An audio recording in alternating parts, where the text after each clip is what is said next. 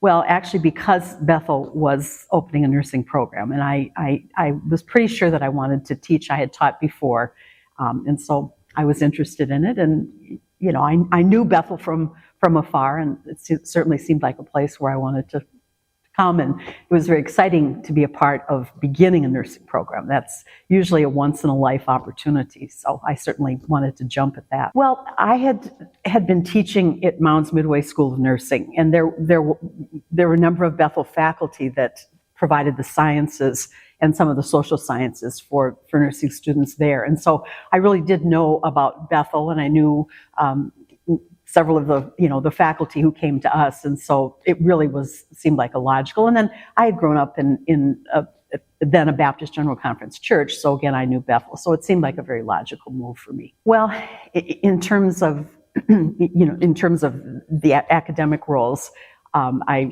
obviously was a faculty person, and then along the way, I became the coordinator of what was the CAS nursing program, so doing a lot of the arrangements with clinicals and those sorts of things. And then eventually I became department chair. In terms of Bethel more widely, I was, tried to write down a list of what I was, because I've certainly been able to do a number of things. I was faculty moderator, I was faculty development coordinator, I was able to be on several search committees for administrators, and involved in some of the strategic planning committees, those sorts of things. So it was really had a lot of opportunities to not only be involved in, academia in terms of classroom teaching, but also some of the other kinds of things that went on at Bethel. I actually think it started out with just a sort of a vague sense that if I was going to teach at Bethel, that it would do me well to have some sort of a theological background that was broader than just sort of what I learned in church. And so I really just started out taking a few courses. And I took a few courses and then I would stop. And then I took a few courses and I would stop. But eventually, I stumbled onto the area of Christian thought, which I suppose in other places might have the title of philosophy of religion, because I was interested in, both for students and for myself, really with the whole issue of how do people make meaning out of their lives, especially in suffering, in illness being one of those kinds of suffering. And so that's eventually the master's degree that I got there. And it was one of those things where I many times felt like my head was being twisted, because terminology, ideas, all of those sorts of things were just very different from what had been a part of my nursing world. I knew all kinds of vocabulary about body parts, but I didn't know a whole lot of vocabulary about what philosophers said. And so it was really an exciting and challenging experience for me. And I thought I was done with the seminary at that point. And then I began to, be more interested, I think, in the issue of suffering and how people made sense out of it. And then I decided that probably I might as well just go ahead and pursue a doctor of ministry, which would then focus on the work that I did, focused really on trying to understand both how individuals dealt with suffering, and also the research work that I did was actually with nursing students, interested in how they made sense out of people who were suffering, because I thought, again, that's a really important part of a nursing program at Bethel, is to prepare students to have some sense of how do you make sense out of people. They're going to be working in obstetrical units where newborn babies die. Well, how do you make sense out of that as a person of faith and as a nurse and so forth? So that's why I finally ended up with a second degree from Bethel Seminary, was to look at that issue. There was, maybe I should, even before I answer that question, start with how Bethel changed, because when the nursing program came, and there were, sort of 4 of us that were the very, very beginning people. President Lundquist was just finishing his presidency. George Breschauber was taking over as president. It was an interim period there. I was trying to think the other day of how many women faculty there were, but I don't think there were many more than, say, 10. And so when we arrived, all of a sudden, especially as more nursing faculty came, we really exceeded anything that had been there before. And so I think Bethel, not only because of increasing women faculty, but I think with George Breshover, there was a sense of a broadening who faculty were.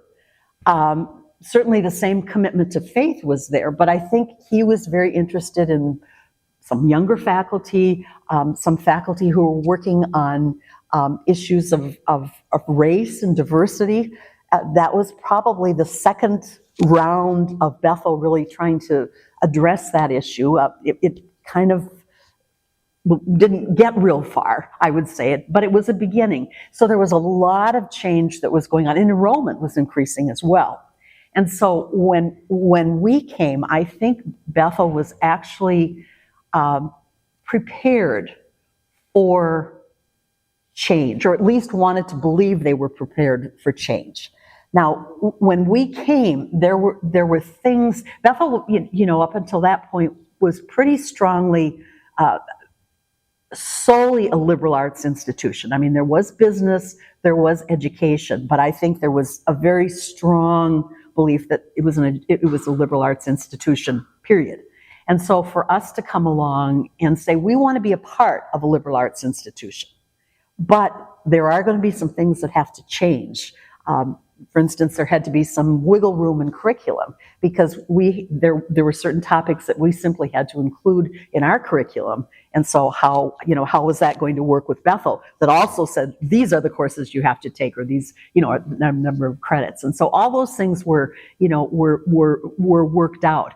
And even up until the time that I retired, that was always a challenge, to try to be true to Bethel's curriculum and policies and procedures and so forth, and yet at the same time say, but there are some things we have to do to be an accredited nursing program, and how do we sort those out? And I think we both other faculty and nursing faculty came to appreciate that, or at least acknowledge that it existed, and so trying to work together to sort that out. But in the beginning, I think it was a little. Some people were a little shell-shocked about that what we needed and how we needed it to come down. I think one of the things was Eleanor Edgren, who was the initial chair. When she came, she only had a master's degree, and everyone who was hired for the first several years only had a master's degree. And so one of the big things that happened was that, at least by the time I retired, we had the vast majority of people in the nursing program had doctoral degrees. Now, that wasn't just a credential. I think it also meant that there was a much broader attempt at research and scholarly activities. Now, that was also a challenge, because, again, we were living in the world of a liberal arts institution. And so we didn't have, lots of release time for research or scholarly activities. We had to work them in with sabbaticals and those kinds of things. But I think it certainly became a much more sophisticated kind of program over all of those years, because faculty had advanced degrees, had scholarship, those sorts of things. And so I think we could, we were never going to compete academically with a place like the University of Minnesota. But I think we were certainly competitive in terms of faculty scholarship and research with the other liberal arts nursing programs, for instance, in the state of Minnesota. Well, I would certainly say that Eleanor Edgren, the initial chair of the program, was more than anyone else, was that person. And I think for me and for the other faculty that came initially, we had taught. So teaching wasn't foreign to us. We had developed curriculum. We had done those kinds of things. But what Eleanor was about, which I don't know if we fully realized how important it was, is that she had a sense of that we needed to figure out the political world of faculty. And that, by that I mean, we couldn't just come in and say, well, we're a nursing program and this is how we do it, so there you go. We had to learn how to nuance with a faculty.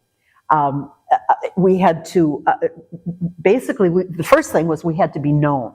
We had to be known as people. And so, when I started at Bethel, and for almost the first year that we were here, we were basically developing curriculum. And we would meet and work on that. But at lunchtime, I don't want to say she would drag us down, because we went willingly, but it was like, time to go to the faculty lounge. There was, at that point, was a place called the faculty lounge. And it was just to eat lunch with other faculty and talk about whatever faculty talk about. Sometimes it was politics, sometimes it was faith, sometimes it was nonsense, but whatever it was, I think we became known.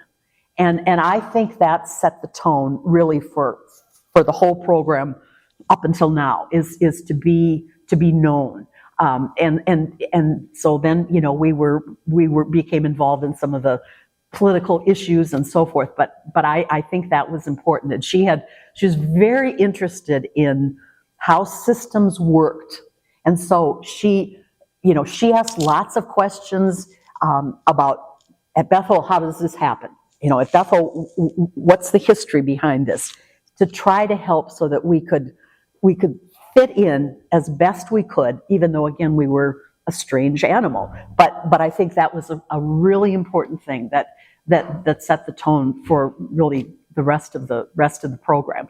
And that's probably changed now, because we're not new anymore, and there's lots of new faculty, and we are and they are. But in the beginning, there were people that were very opposed to having a nursing program, because this was a liberal arts institution. And, I think, I don't know if she won them over or we won them over, but at least we could coexist. Well, I certainly thought about that question.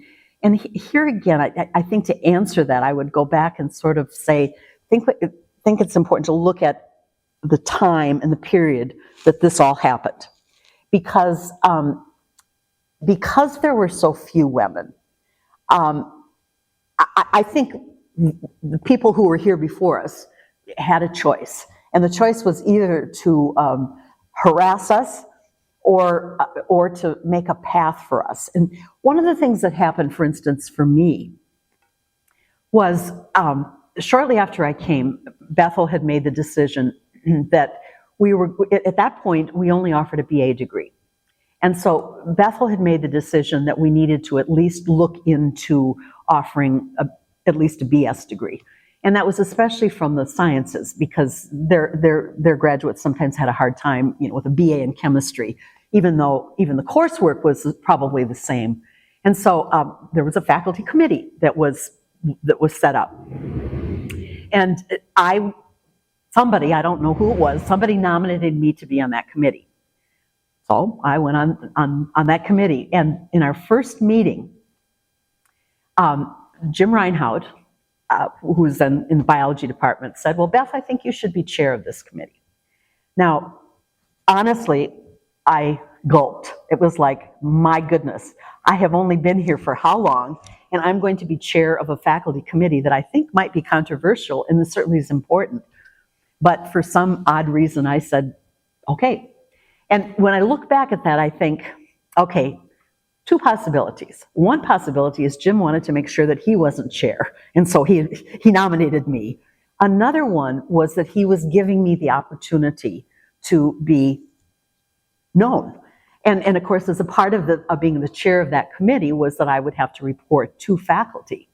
And I always credit Jim, in my mind, for whatever his reasons were, by doing that. Now it wasn't just that I was known as a person, but he gave me the opportunity to also step into a faculty leadership role. And so, I think that there were very few instances where I wondered, am I being treated in a particular way because I'm a woman, or am I just being treated in a particular way? One of them was I was on another committee, and I don't even remember what that committee was about, but it was a committee with the college and the seminary, and we were meeting, and there was some tasks that we were dividing up, and there was a task, and I don't remember what it was, but I said, I'll do that. And one of the deans kind of jumped in and said, oh, I'll do that. And I've always wondered, again, maybe this was a situation where he knew he had access to information that I would have more trouble getting a hold of, or he just felt that was a part of his job and he should have done it, or was he taking it away from me as a young female? And I don't know the answer. It's there. Every once in a while, there are sort of moments of paranoia where what's going on here, what happened. But again, most of the time, I felt like I was respected, like I had opportunities to grow and develop and to try new things and so forth. And again, I think part of it was because, again, in the very beginning, there were few women, and so there were opportunities to do more things. And I think people were actually in tune to the idea, we've got some women faculty here, we better make use of them. And I think it may have changed for some of the newer women faculty, where there are a lot more, and so there's not quite that, maybe, and I don't know, but maybe it wasn't quite the same thought of, we better make sure we have a woman on this committee. I don't know if that's the case or not, but I think I was very fortunate in terms of timing, that I was able to really do lots of things. I think for us as a department, we worked together very well. And so I think there was, I've heard over the years about other departments who had, not quite that faculty members weren't speaking to each other, but kind of close to that. And we never had anything like that. There was a very supportive and those kinds of things. What I sometimes was concerned about was when we had men faculty who joined us, were they respected in the same way? I mean, they were respected as clinicians, there was no question about that. But it seemed that there were times where there were different sort of strategies that people would use to solve problems or work with students or so forth. And sometimes it felt to me, and again, I don't know, it felt to me as if the female faculty tended to operate in one way and the male faculty operated in another way. And sometimes the norm being how the female faculty worked, sometimes I felt, well, not only felt like, but I ended up kind of having to step in and say, wait a minute, these are both legitimate ways of approaching things. Let's not force somebody to be something they're not, and let them approach things in their own way. So that was an interesting piece to me that always concerned me, because I felt like it was very important, both for our men students, but even for our female students, to again work with faculty who were both males and females, and see maybe sometimes there were different perspectives, different ways of problem solving, and so forth. My story, again, most of this again started a long time ago, but one of the things that happened, about, I don't know, 5 years, 6 years into my being at Bethel, was that I adopted a child as a single person. And I felt like administrators, my department chair, really bent over backwards to allow me to do what I needed to do. I was, at that time, I was faculty development coordinator as well as a faculty person. And basically, I kind of went to the provost and said, this is how I want to do this. I want, rather than having a month off for maternity leave, I want to have 3 months off, and I want to work part-time for 3 months. And, they allowed me to do that. In terms of, one of the other things that happened was my colleagues in the nursing department wanted to have a shower for me when my daughter came. And somehow a number of the men faculty heard about it, and they basically came to the person planning the shower and said, well, can't we come as well? And I say that because I think that's symbolic.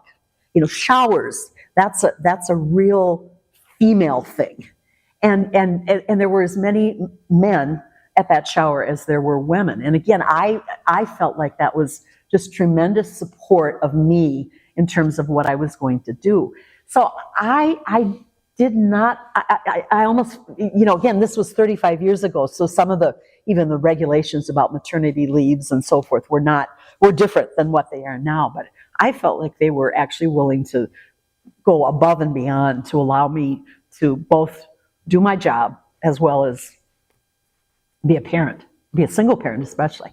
In my church, I think as I mentioned earlier on,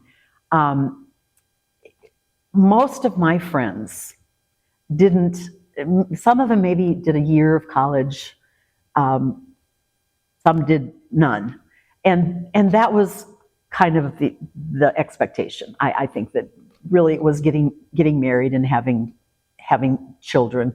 And you might have to work, but certainly there wouldn't be any expectation of a profession or advanced degrees or any of those sorts of things. My parents both graduated from college, and so I think that made a difference in terms of there really wasn't any question about college. And my father was always very supportive of, as I went to more and more school, and when I started at Bethel and so forth, that was certainly something that he was supportive of. But I don't know that there were a lot of people that would have either expected that I would do what I did, or even thought that I should. They really, again, having children, getting married would kind of be what would be expected.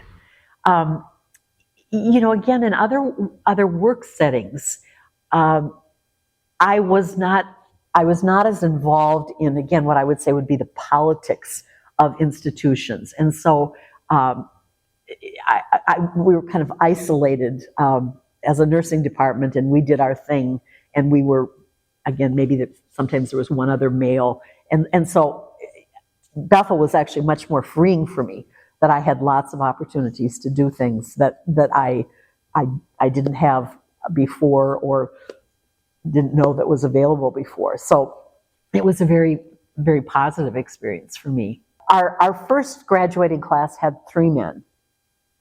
And I don't know right now what the demographics are, but I know that the last year that I was here, I had, for some odd reason, it was very delightful. I don't know quite how it came down, but I out of the clinical group that I had of 9 students, I had 6 males in that group. I think I had all the males that were in that class. But again, the number is still predominantly female, and that, I think that continues to be. Is that generally true of nursing? Yes. No, I would not say. I think I really told you that. I guess I would summarize it by saying Bethel was a wonderful place for me to grow as a person. I remember one time when in the morning I had students who happened to be at Presbyterian Homes for clinical. So they were dealing with, elderly people who had a lot of health issues and needed lots of care. And we were there then. And then I left clinical to come over to Bethel to be on the I think the first provost search committee. And I remember thinking to myself, this is an amazing way to spend one day in the life of a faculty person, to be with students, to, sort of be trying to help them to understand these are people and how we need to treat people and so forth, and then come and be a part of the provost search committee. And in many ways that sort of, I think, reflects what my experience was over the years, and I am very grateful for that. In general, I think that I know that the church culture about roles of women in some ways has changed, in some ways it hasn't. And I guess what I would hope for students would be that there would be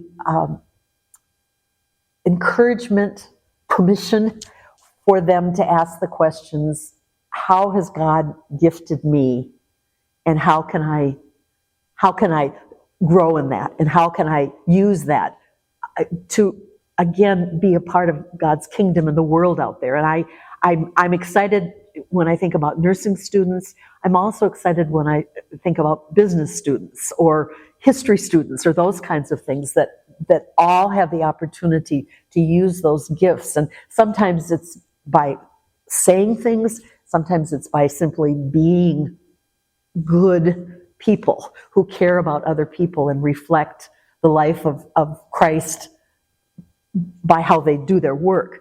And for women faculty as well, that I hope Bethel, one of the things that I certainly hope for Bethel would be that for young women faculty who are oftentimes balancing careers and families and those sorts of things, that Bethel will be a place that allows that to happen, so that they can grow in their scholarship, they can grow in their teaching abilities and so forth, and yet they can also be able to be a part of families and do that well. I think that's an important goal, because I continue to be excited about who Bethel is and what we want to be about. But I think we have to be willing to sometimes look at some challenging issues and try to sort them out, and again, to decide what's important and what isn't important. And I hope that as an institution, we can continue to do that. I know the last few years have been kind of tough in terms of finances and so forth. And I hope that, decisions can continue to be made that are wise and that really allows Bethel to be who Bethel has been. And because that's a really important place. And I think our graduates are great people.